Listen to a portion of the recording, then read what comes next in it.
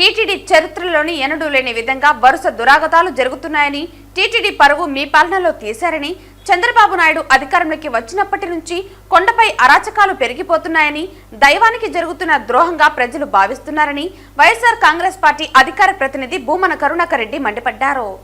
ఈ సందర్భంగా వైఎస్ఆర్ కాంగ్రెస్ పార్టీ అధికార ప్రతినిధి భూమన కరుణాకర్ రెడ్డి మాట్లాడుతూ, టీటీడీ చరిత్రలోని ఎన్నడూ లేని విధంగా వరుస దురాగతాలు జరుగుతున్నాయన్నారు. పాప ప్రక్షాళన చేస్తానని చెప్పిన చంద్రబాబు, పవన్ కళ్యాణ్ కేంద్ర హోంశాఖ విపత్తుల నిర్వహణ శాఖ విచారణకు ఆదేశిస్తే మీరు రద్దు చేయించారని అన్నారు. ఆలయ పవిత్రతను సర్వనాశనం చేశారని కేంద్రం స్పందించిందన్నారు. విజయవాడకు అమిత్ షా వచ్చిన సందర్భంగా హడావిడిగా కేంద్ర బృందం పర్యటన రద్దు చేయించారని అన్నారు. కంట్రోల్ రూమ్ నుంచి పర్యటన రద్దు చేస్తూ ప్రకటన చేశారని, క్రౌడ్ మేనేజ్మెంట్ కు సంబంధించి టీటీడీ నుంచి ప్రత్యేక బృందం అయోధ్య రామాలయంకు పంపిన ఘనత మాది అని అన్నారు. టీటీడీ పరువు మీ పాలనలో తీశారని పేర్కొన్నారు. చంద్రబాబు నాయుడు అధికారంలోకి వచ్చినప్పటి నుంచి కొండపై అరాచకాలు పెరిగిపోయాయన్నారు. లడ్డూ వ్యవహారంలో వైఎస్ఆర్ కాంగ్రెస్ పై బురద చల్లాలని చూశారని, న్యాయ విచారణకు ఎలాంటి ఆదేశాలు ఇవ్వలేదన్నారు. తిరుమల కొండపై అవినీతి ఏరులై పారుతోందని, టీడీపీ జనసేన నాయకులు టికెట్లు అమ్ముకుంటూ సంపద సృష్టిస్తున్నారని అన్నారు. చంద్రబాబు ఎల్లో మీడియా అక్షర మాయతో మాపై బురద చల్లితే విష్ణుమాయ ముందు భస్మం కాక తప్పదన్నారు. తిరుమలలో రాష్ట్రం సరైన చర్యలు తీసుకోకపోవడంతోనే కేంద్రం చర్యలు చేపట్టిందన్నారు. ఈ అపరాధులకు శిక్ష తప్పదన్నారు. మాడవీధుల్లో కూడా చెప్పులు వీసుకుని తిరుగుతున్నారంటే మీ పర్యవేక్షణ ఏ విధంగా ఉందో అర్థం పడుతోందని అన్నారు. భయం భక్తి లేకుండా పోయిందని పేర్కొన్నారు. వైకుంఠ ఏకాదశి టికెట్ల జారీ తొక్కిసలాటలో మృతి చెందిన 6 కుటుంబాలకు 25 లక్షలు చంద్రబాబు ప్రకటన చేస్తే టీటీడీ నుంచి నగదు ఇచ్చారని అన్నారు. ప్రభుత్వం ₹1 కోటి ఎక్స్గ్రేషియా ఇవ్వాలని వైఎస్ఆర్ కాంగ్రెస్ పార్టీ డిమాండ్ చేసిందన్నారు.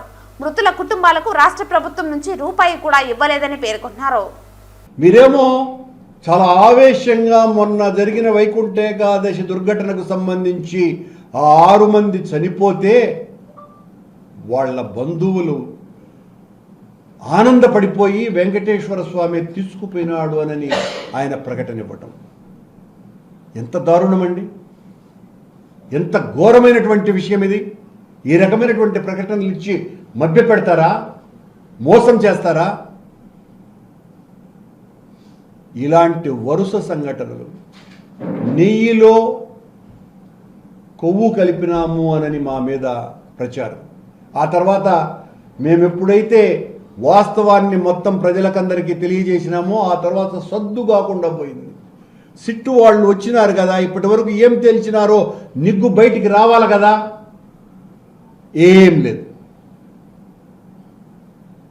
నిన్న జరిగినటువంటి సంఘటన మీద న్యాయ విచారణ చేయిస్తానని చంద్రబాబు గారు చెప్పారు కదా, న్యాయ విచారణకు ఇప్పటి వరకు ఆదేశమే ఇవ్వలేదు, ప్రకటన కూడా చేయలేదు. కొండ మీద ఇప్పుడు అవినీతి విచ్చలవిడిగా ఏరులై పారుతోంది.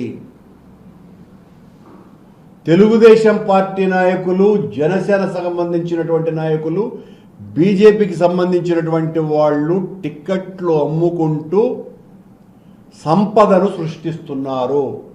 చంద్రబాబు గారు చెప్పేటువంటి సంపదను ఆ రకంగా సృష్టించుకుంటున్నారు. ఇది కొండ మీద జరుగుతున్నటువంటి ఘోరం.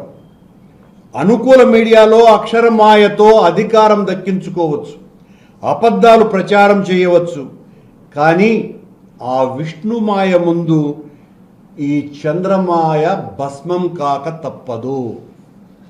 చంద్రబాబు గారు మీరు ఎన్ని రకాలైనటువంటి అబద్ధాలు చెప్పి తప్పులన్నీ కూడా మా మీదే, ఇంకైపోయింది, మా మీద కూడా చెప్పటానికి వీలు లేనంత స్థాయికి కొండ మీద వ్యవహారాలు, కొండ మీదనే కదా రాష్ట్రంలో జరిగేటువంటి తప్పులు ఘోరాలకి చంద్రబాబు గారు చెప్పినా కూడా ఇంకా వినలేనంతగా పరిస్థితులు మారిపోయినాయి.